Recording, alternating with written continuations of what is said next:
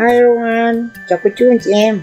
This is International Avenue, which used to be called 17 Avenue Southeast.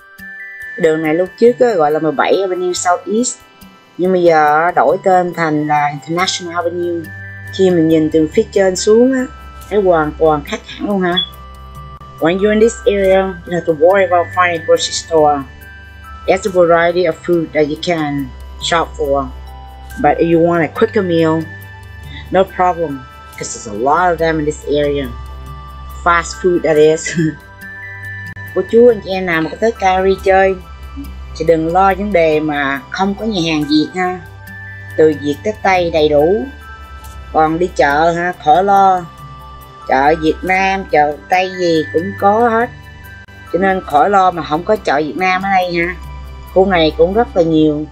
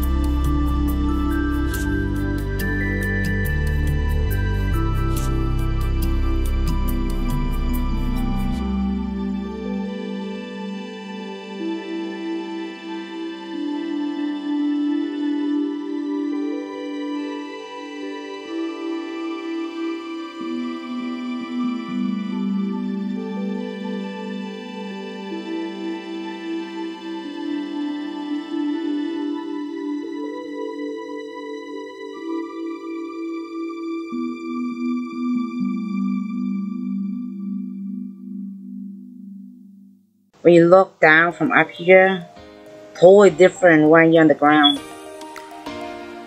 Isn't it beautiful? Đẹp tuyệt vời luôn ha. Down there is the bus station. Nhìn xuống thấy trạm xe buýt nè.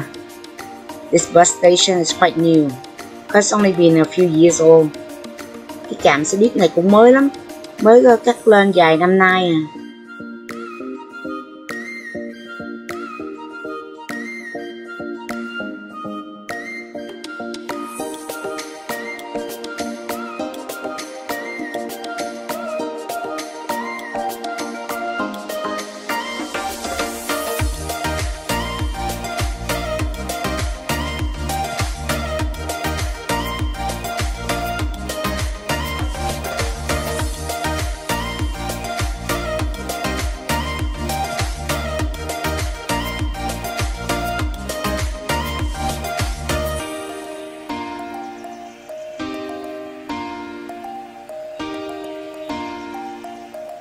Over there is the Dover area. Cái khu này là khu Dover nè. Khu này cũng cũ lắm. This area is quite old. Chỉ có vài căn nhà mới người ta mới xây thôi ha. Most of the houses here are old. There's only a few new houses that was built in this area.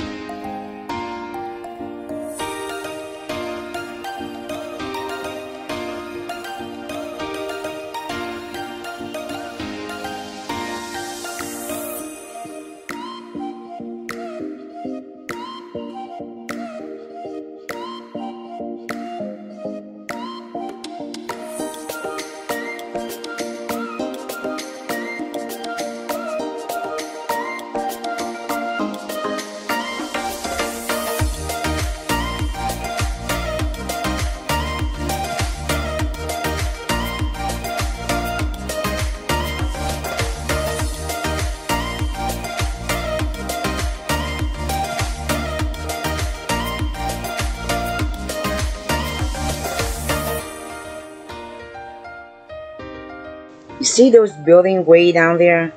That is Calgary downtown, eh?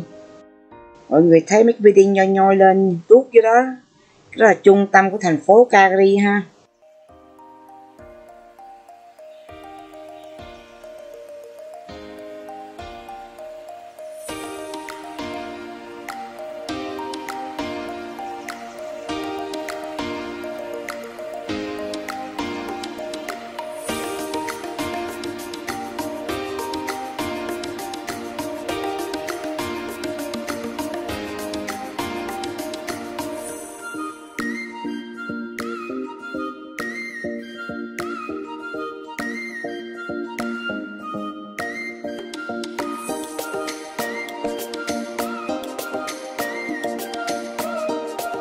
Down here is Little Saigon of the city of Calgary.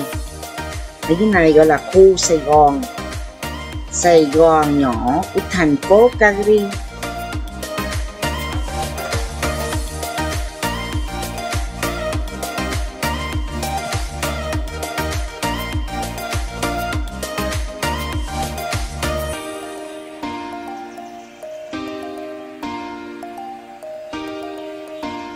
That's it of International Avenue, and hope everyone enjoyed this video.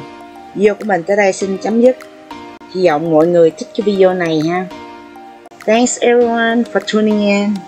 Like, please share, and don't forget to smash that subscribe button below this video. Cảm ơn cô chú anh chị em đã xem kênh của MyHangCanada. Thích xuông lòng chia sẻ nhiều và đừng quên đăng ký kênh của mình ha. Until next time, bye everyone. Hẹn cô chú chị em lại video kế tới ha.